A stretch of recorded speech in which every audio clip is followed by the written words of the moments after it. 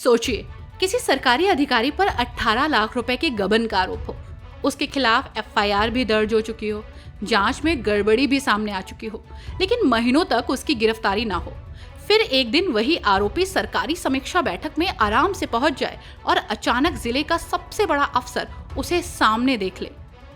उन्नाव में राष्ट्रीय ग्रामीण आजीविका मिशन यानी कि NRLM के एक ब्लॉक मिशन मैनेजर को डीएम ने भरी बैठक में पुलिस बुलाकर गिरफ्तार करवा लिया।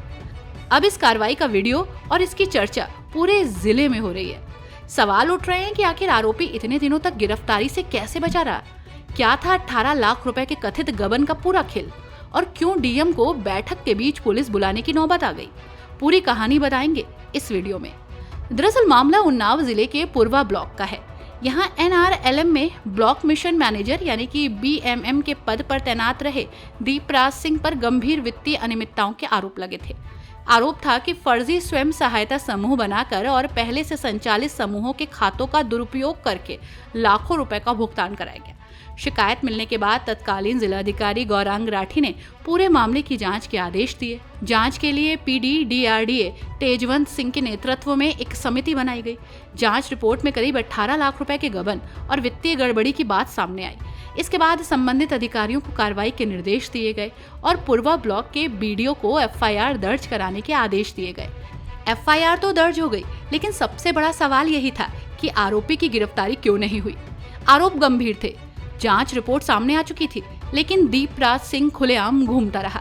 इसी बीच शनिवार को राष्ट्रीय ग्रामीण आजीविका मिशन की समीक्षा बैठक आयोजित की गई। बताया जा रहा है कि उसी बैठक में दीपराज सिंह भी पहुंच गया। जैसे ही इसकी जानकारी डीएम घनश्याम मीणा को मिली, माहौल बदल गया। बैठक के दौरान आरोपी को सामने देखकर डीएम ने तत्काल पुलिस को बुलाने के निर्देश दिए।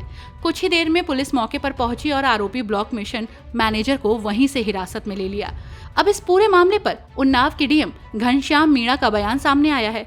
उन्होंने साफ कहा है कि आरोपी पर 18 लाख रुपए के गबन का मामला दर्ज है और उसकी गिरफ्तारी नहीं हुई थी, इसलिए समीक्षा बैठक के दौरान ही पुलिस बुलाकर उसे गिरफ्तार कराया गया।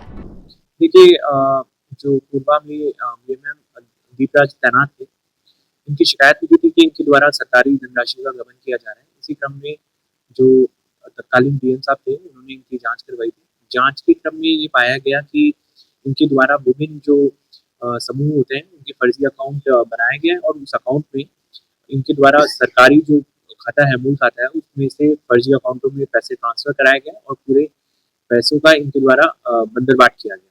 लगभग 18 लाख रुपए की धनराशि का इन्होंने गबन किया है और इसी क्रम में इन पे FIR भी दर्ज कराया गया था। लेकिन FIR दर्ज होने के बाद अभी इनकी अरेस्टिंग शेष थी। कल जब मैं मीटिंग कर रहा था, तब मुझे इस पूरे प्रकरण की जानकारी हुई और इसी क्रम में जो FIR थी और जिन धाराओं में इनके खिलाफ केस दर्ज किया गया है, उसी क्रम में इनकी अरेस्टिंग कराई। तो दोस्तों, इस घटना ने एक बार फिर सरकारी योजनाओं में पारदर्शिता और जवाबदेही को लेकर सवाल खड़े कर दिए हैं। राष्ट्रीय ग्रामीण आजीविका मिशन जैसी योजना का उद्देश्य ग्रामीण महिलाओं और स्वयं सहायता समूह को आर्थिक रूप से मजबूत बनाना है, लेकिन अगर इसी योजना में भ्रष्टाचार और फर्जीवाड़े के आरोप सामने आए तो इसका सीधा असर उन लोगों पर पड़ता है जिनके लिए ये योजनाएं बनाई जाती हैं। हालांकि अब आरोपी की गिरफ्तारी हो चुकी है, लेकिन बड़ा सवाल ये है कि FIR दर्ज होने और जांच में गड़बड़ी सामने आने के बावजूद गिरफ्तारी में इतना समय क्यों लगा? क्या सिस्टम की किसी कमजोरी का फायदा उठाया गया या फिर प्रशासनिक स्तर पर कहीं ना कहीं लापरवाही हुई? इस पूरे मामले पर आपकी क्या राय है?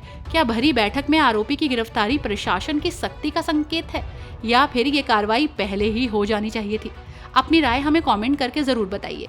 अगर आपको ये वीडियो पसंद आया तो लाइक और शेयर करें और ऐसे ही बड़े और महत्वपूर्ण अपडेट्स के लिए हमारे चैनल को सब्सक्राइब करना मत भूलिएगा।